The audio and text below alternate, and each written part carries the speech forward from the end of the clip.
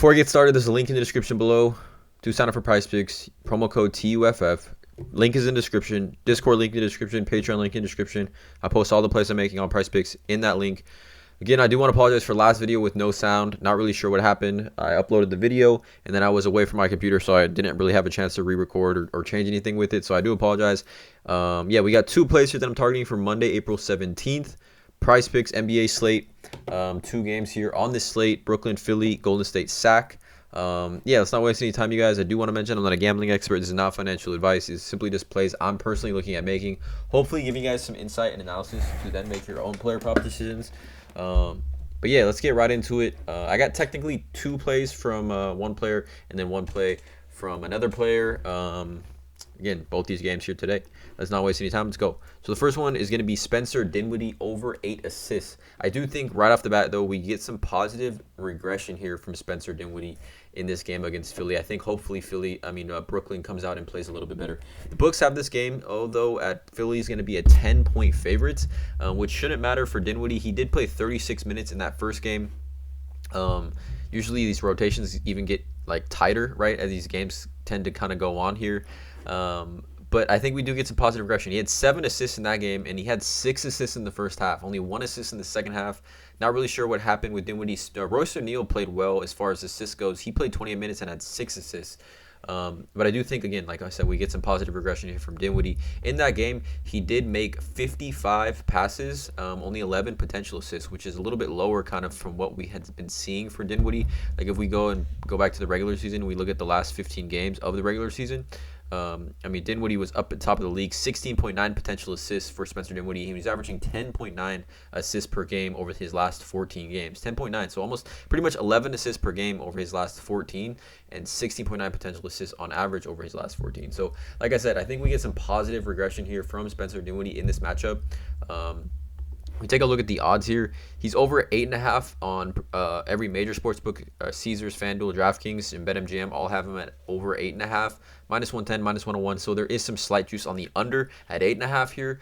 But 7.5 listed on SugarHouse, BetRivers, and Unibet. Minus 186 on all three of these books here to go over 7.5. So I think we get great push potential here at 8 assists for Spencer Dinwiddie, with obviously the hope he can get that 9th assist for us. But like I said, I think he gets some positive regression. He's going to play a ton of minutes in this matchup. We can see here, in that first game one, he played 36 minutes, shot 5 for 12, was minus 13, which is a slightly better plus minus than Bridges and Claxton here.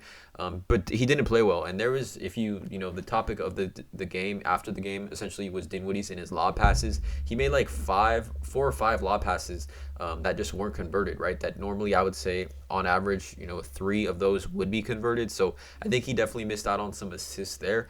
The hope here, though, is that Brooklyn can just come out and play a little bit better. I think, game twos in playoffs can go one or two ways. Just historically, it can either be a blowout for the team that won game one, or they can be super close, right? Game plans change. I think hopefully Vaughn, the head coach of the Nets, makes some game plan changes here. We know Dinwiddie, though, however, is going to play a ton of minutes here. In that game one, he did, like I said, he made 55 passes, right? Let's go back to this. Let's go back to this filter here for the playoffs from just that game one.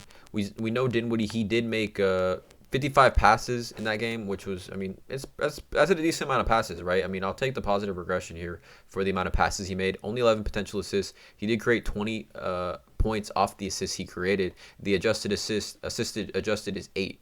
So I like it for Dinwiddie to have some positive regression, bump back. I think he can get at least 8 for us tonight. And again, like I said, we hope that he can get 9.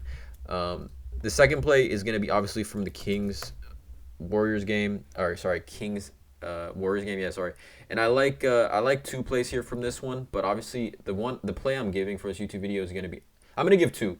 But first one is going to be Stephen Curry over 44.5 fantasy. I definitely think Curry bounces back. I think the Warriors, they were right there in that game, right? But let's just take a look at why I like this play. So first off, Steph Curry's fantasy score game log this season versus the Kings, he had 46, 39, 68, and 43 fantasy points in 4 games versus the Kings this season. So if we take a look, I don't know what the specific average is. Let's just take a look. This should calculate it for us real quick, guys. On the season, he averaged... It's going to pull up for us. He averaged 49.3 fantasy points against the Kings this season, Okay, so in that game one, which he didn't play horribly, he actually played really well. The key for me here in this one, he played 37 minutes, right? I definitely think he's playing 40 minutes tonight without question. He had a plus minus of plus 11. So I think that should show, I'm sure the Warriors, see this. Curry should be playing 40 minutes in this game if they want to win, right? They almost won, and he had a plus minus plus 11. No other, only one other player, DiVincenzo, was a plus 2, but Curry was plus 11 in 37 minutes, 11 for 20. He actually said after the last game that he needs to take more shots. So I expect him to come out and be aggressive here. We take a look here at Curry's just game 2 playoffs career fantasy score game log. He's hit the over on this in 5 of last 6 game 2s. 52 against Portland in 2019, and then in 2022, last whole playoff run last season, 47, 47, 46, and 49 in game 2s of last season's playoff run, which they did win a championship. So I think there's going to be some adjustment for Steph Curry.